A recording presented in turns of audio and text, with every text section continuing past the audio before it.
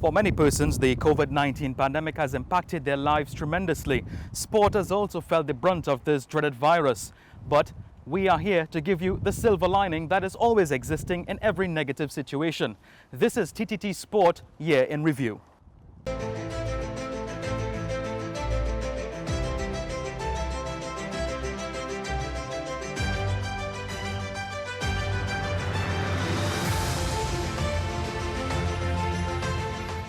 As we roll out the red carpet for this lovely presentation, we begin with the game of glorious uncertainties. And, as the name suggests, there were many uncertainties surrounding several competitions, teams and even players who tested positive for COVID-19. But we begin with the Hero CPL, with the eventual victors, the St. Kitts and Nevis Patriots, taking full flight. While the St. Kitts and Nevis Patriots did surprise many cricket pundits on their triumph, the biggest surprise of them all came from the then-defending World T20 champions, the West Indies men, as their disastrous 2021 T20 World Cup campaign came to an abrupt end. Australia won the toss and sent the West Indies into bat. And unlike their last match, the West Indies got a fairly decent start from openers Chris Gayle and Evan Lewis. They took the score to 30 when Gayle, in what could be his last World Cup match, was out for 15. 5 runs later, the men in maroon found themselves in a spot of bother, as they lost the wicket of Nicholas Pooran for 4 and then Roston Chase for a duck. 35 for 2. Lewis was joined by Shimron Hetmeyer, and the pair added another 35 runs before Lewis fell for 29. 70 for 4. The West Indies continued to build in patches, with Hetmeyer and Captain Kyron Pollard taking the score to 91 when the former was out for 27. 91 for 5. Dwayne Bravo, playing in his final T20 match for the West Indies, would get 10 runs as he and Pollard took the score to 126 when Bravo was out. 126 for 6. Pollard played a captain's innings, leading from the front with the bat, as his score of 44 was the top score. While he was also the last West Indian wicket to fall, as they closed on 157 for 7 from their 20 overs. Josh Hazlewood was the destroyer for the Aussies with 4 wickets for 39 runs. Australia in their reply wasted little time, as victory would keep them in place for a semi-final berth. David Warner and Aaron Finch taking the score to 33 when Finch fell to Aki Hussain for 9. But it was all the success the West Indies would have in the match for some time, as Warner and Mitchell took the attack apart. Warner in particular hitting 9 fours and 2 sixes in his top score of 89 not out. But with the scores level, Mitchell fell to Gayle for 53, with victory all but guaranteed. Australia winning by 8 wickets and earning a semi-final spot, bringing an end to a disappointing campaign for the West Indies and the end of an era for many of the players that were part of their 2 World Cup winning teams. And as per usual, we left the best for last. The West Indies women brought some sanity to the West Indian fans across the Caribbean after a 100% win rate against the Pakistan women in Karachi. The West Indies women chose to field first as they went after the 3-0 series win over Pakistan. But the hosts got off to a good start, with openers Muniba Ali and Aisha Zafar managing a 49-run partnership for the first wicket. That was ended by Aliyah Alain when she got rid of Zafar via the court and bowl route for 13. Muniba was part of another useful partnership, but when she departed for 58, Pakistan suffered a mini collapse by losing 3 wickets in 15 balls. Iram Javed and Aliyah Riaz then resurrected the innings with a 44-run stand. Riaz hit an unbeaten 44 or 57 balls to take Pakistan to 225 for 7 at the end of 50 overs. The West Indies chase got off to a worrying start, with 3 batters back in the pavilion by the 5th over, with only 15 runs on the board. But an 83-run partnership between Captain Stephanie Taylor and Hayley Matthews steadied the ship. Matthews got out for 49 in the 22nd over. But that would be the last setback for the regional team, as Taylor carried on, recording her 7th career century in 113 balls, and on her way, she also brought up 5,000 runs in one-day internationals. She closed on 102 not out. Also not out was Shady Nation, who provided perfect support with 51, as the pair romped home to the target with 36 balls to spare. Taylor was adjudged player of the match, and Haley Matthews, player of the series. This performance gave them full confidence heading into the Women's World Cup qualifiers in Zimbabwe. Unfortunately, due to the emergence of the Omicron variant on the African continent, these qualifiers were cancelled, but the Maroon ladies qualified for the World Cup without sweat due to their overall ODI rankings. Cycling has been one of our best performing sports over the years, with Nicholas Paul showing in 2021 that he is a world beater. However, you can't forget the performances of the Campbell siblings, Tennille and Akil, while you can't forget also that Kwesi Brown overcame COVID to make his Olympic debut. It's definitely a dream come true for me also to compete at my first Olympic Games, so I'm very excited to just go out there, do my best, fly the red, white and black flag high, and make you guys proud. I'm also very grateful for the support, continued support and praise that has been extended to me. And it was sprinter Kwesi Brown making his debut and riding in position number 1 in the flying 200, which acts as the qualifier for the match sprint event. Unfortunately, his 9.966 seconds wasn't fast enough to make the top 24.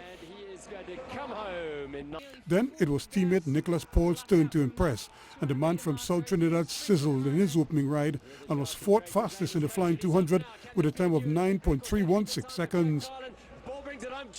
He would impress even more when he took down Australia's Matthew Richardson in the round of 32. Matthew Richardson can do from there. Absolutely superb ride. And followed that up with a close finish against a determined Awang of Malaysia to reach the round of 8 on day 2. From Nicholas Paul. When Nicholas Paul faced Russia's 2017 world champion Denis Dimitrov in the quarterfinals and crushed him in the first ride after a bold inside dip to bolt home to win the opener. Finishing strongly, but Paul's going to take the win over the 2017. The second saw the sprint start from early, but Paul was ready and clobbered him a second time, or so we thought, as the commissaires upheld a protest from the Russians that Paul left the sprinter's lane during the final lap and impeded Dimitrov. A tired Paul tried to regroup, but just didn't have the legs in the third ride, and after a near collision pulled up to send Dimitrov through 2-1 in a dramatic and disappointing turn of events. Paul would go on to finish 6th overall behind Maximiliano Levy of Germany in the 5-8 ride-off. 2021 in cycling was dominated by one name, Nicholas Paul. The 23-year-old from Gasparilla showed courage, grit and determination to let the world of track cycling know he was here to put Trinidad and Tobago on the cycling map. In the rare instances, unprecedented times are a welcome intrusion into the day-to-day. After his Olympic disappointment, Nicholas Paul, the flying 200 world record holder, was due some magic. Competing over 3 days, he delivered, obliterating the competition to mount the top of the rostrum 3 times.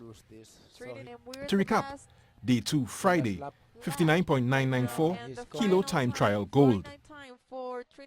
Day 3, Saturday, 10.452, Karen, gold. So Colombia going to win. Look, It's Trinidad in and between. Tobago. Look. Wow, Oh, wow. Day 4 began in the same vein. Paul remained unbeaten in Cali on Sunday as he breezed into the men's sprint final. After again advancing top of qualifying with a track record 9.660 into the third round, Paul shrugged off Malaysia's Amar Mazri in the 1/8 final. Poland's Daniel Rochner met the same fate over his 2 quarterfinal races, as did Ryan Hilal of France in the semis.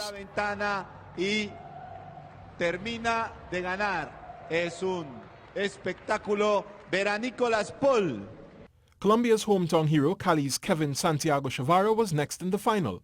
Paul had already left him in his wake in the Karen final, and there was nothing that the Colombian could do to restore his pride in the sprint final, losing the first race.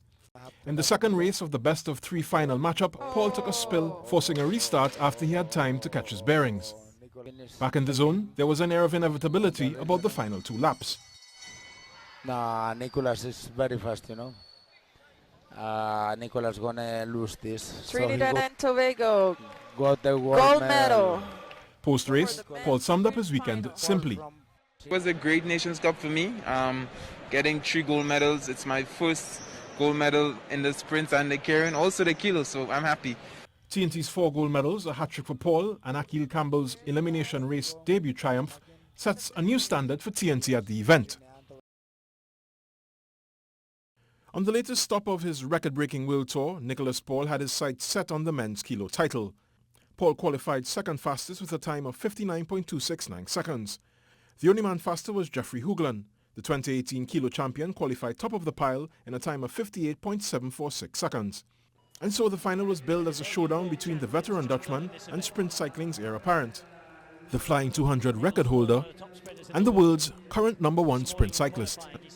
Paul took the track 7th out of the 8 finalists and led the field at the end of his blistering kilometre with a time of 59.791 seconds. Into the last 500 parts. Well, 100 metres to go now. Nicholas Paul going to the line. He has the lead. Guaranteed a top 2 finish, his fans waited with bated breath for Hoogland to round the velodrome. However, just as he'd done in qualifying, the Dutchman blew past the competition to take his second world kilo title in a time of 58.418 seconds. Paul's silver is the best ever performance by a TNT kilometre rider at the World Track Champs.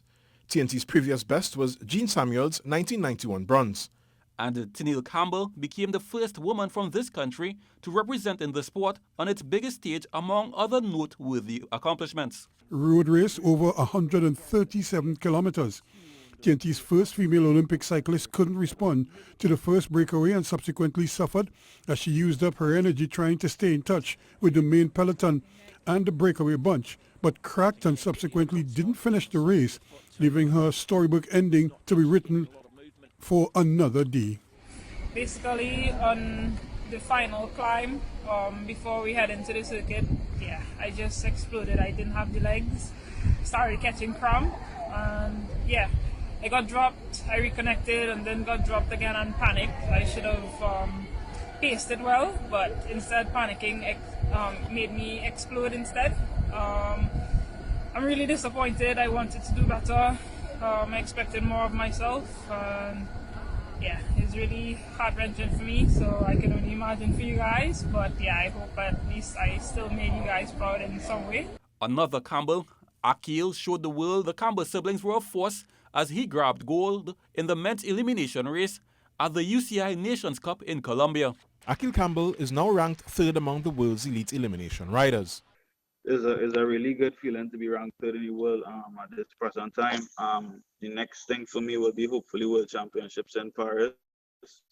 I think so far from the results on the website, I've qualified for the elimination race and the scratch race. I'm not sure about the omnium as yet, and hopefully I could go there and to perform at my best. While 2021 has provided a menu of unique challenges for athletes the world over, the loss of an important support system has only brought Campbell closer to another. My sister was helping me a lot more with coaching-wise and interval-wise, so I think that was the biggest thing for me this year. He says his sister Tennille's own results on the European circuit are testament to her dedication to excellence. In anticipation of his appearances in the elimination and scratch races at the World Championships, Campbell will continue a program of road and track riding in an effort to remain sharp and keep his endurance up. Many of football's issues in Trinidad and Tobago predate the pandemic. However, 2021 proved to be a dire year. A series of sackings and resignations marked another tumultuous year for Trinidad and Tobago's football. However, just as the renewed appetite for all things local has taken hold in other spheres in Trinidad and Tobago, the local football fraternity has followed suit, recovered some optimism, and will enter 2022 with a decidedly homegrown flavour in the dugout. TNT's senior men have changed coaches at a rapid rate. While it was felt that a World Cup finalist with years of experience in the local game would have helped with the transitions, that plan never got off the ground. Result very disappointing for us at Trinidad and Tobago. Squandering multiple chances. The quality players that we've got within the squad, this is a big disappointment. Didn't give any chances away really ourselves. Created possibly 6, 7, 8 chances and didn't convert. And if you don't score at this level, teams can come back and bite you. In the post-Fenwick era, Angus's appointment excited the local football community. His experience at the grassroots and secondary school levels made him an ideal candidate to bring new life into the senior national setup. The newly appointed interim head coach thanked the TTFA for putting his faith in him as a coach. I just want to say thank you to the normalization committee for showing faith in me to give me this opportunity at this point in time. This is a total honor and privilege for me to have the opportunity to serve my country in a different capacity. Meanwhile, the man that led the committee to select Eve as interim head coach, Nicolas Gomez, said while the decision to replace Terry Fennick as head coach was based on performance, the financial details of his contract also contributed to his removal. The fact is, we remained very uncomfortable with the arrangements that were in place that we met when we came in. And this is always a matter that was of concern to us. And we attempted to have conversations in that context that did not lead to any different outcome. And so having regard to the development, we took the opportunity to make a decision as it relates to affordability and to do something that was very different. The senior women struggled to get settled in 2021 too. With their 2022 qualifiers looming, the situation got even more dire. However, in one of its more inspired moves, the NC brought in Kenwyn Jones, who immediately set about the job with a fervour the squad had been missing on the touchline.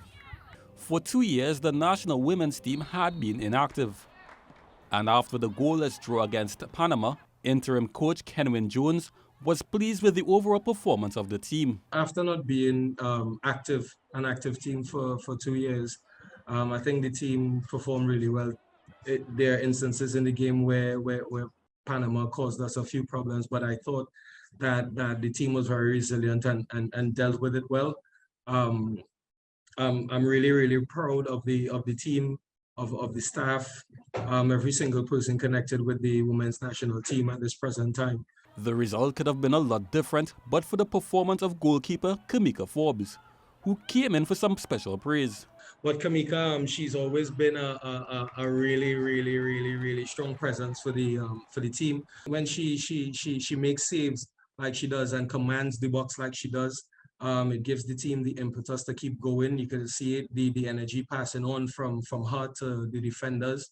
With World Cup qualifiers now pushed back to February, the games will serve as a gauge to measure the level of readiness as they continue preparation. The group that is here, they are doing very well. They had a really good foundation over the last few months, and today was just the first test to see where we're at in our preparation. The good thing is that the qualifiers have been pushed back to February, so it gives us even more time to keep working and to get better on a lot of things that we do. Ball State junior midfielder Chelsea Ralph reflected the great sense of belief around the team after this weekend's Panama friendlies. Just coming into the team from school, from college football, and joining with the likes of Meili, Yaya, Ria, Baby, Karen. It's just ecstatic. Like just seeing these players and working with these players, like you learn so much from them. And just having that experience of these players within the junior ones as myself, we can go places. In the world of football management, there are coaches who are tactically sound, those that seamlessly adapt to the conditions as they present themselves.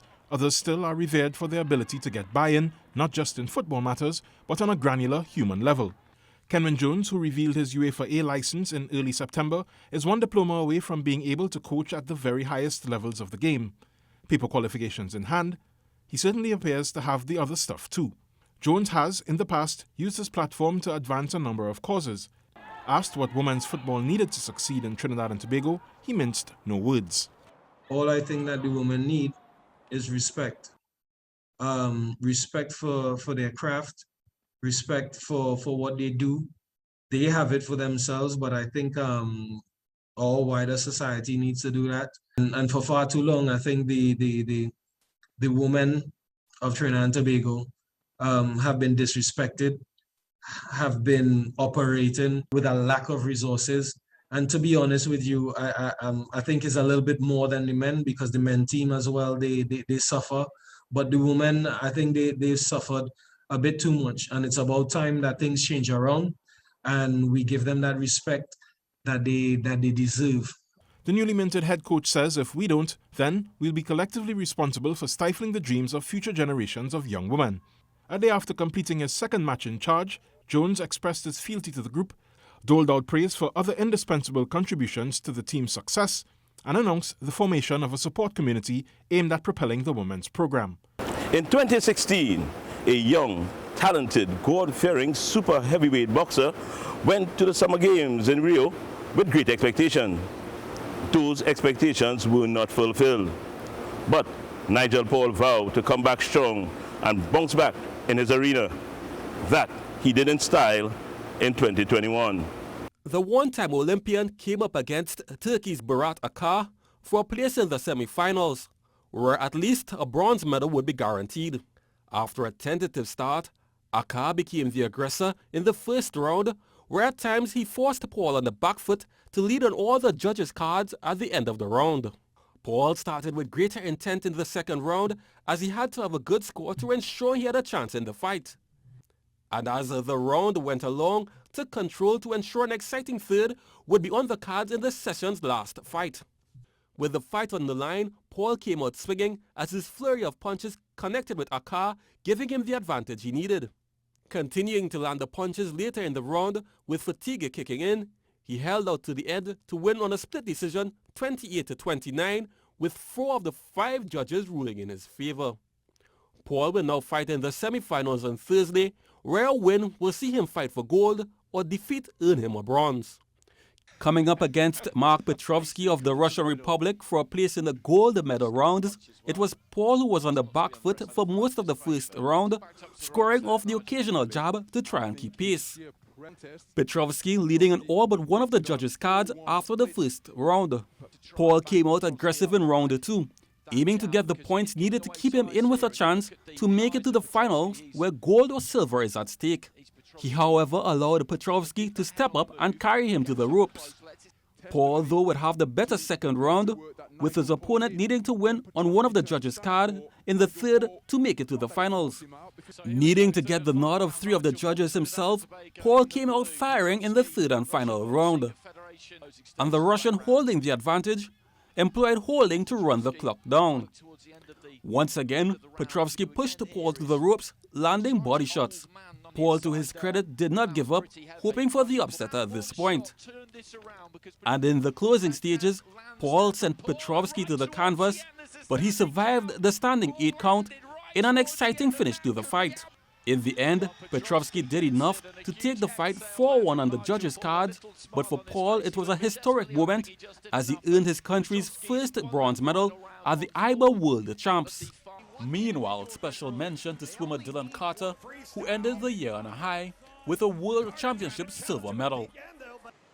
Away, and Zabo quickly off the block. Santos going with him in lane number 5. Yeah, he was quick off the blocks, but I think Santos beat him underwater. Santos in the black cap, Zabo in the white. Santos, Zabo, let's watch them come up as they emerge right now, and it looks like Santos in front, lane 3 as well, Dylan Carter, Santos, the 41-year-old Nicholas Santos, king of the world again. Carter taking the silver medal and Revolta the bronze. You know, it's always difficult to pull the curtains down on such a lovely presentation, but unfortunately that's all the time we have. I'm Sachin Ramsubag. For TTT Sport, I am Kent Fuentes. Jovan Ravello, TTT Sport. For all those behind the scenes, especially our cameramen and our editors, I'm Wayne Cunningham for TTT Sport.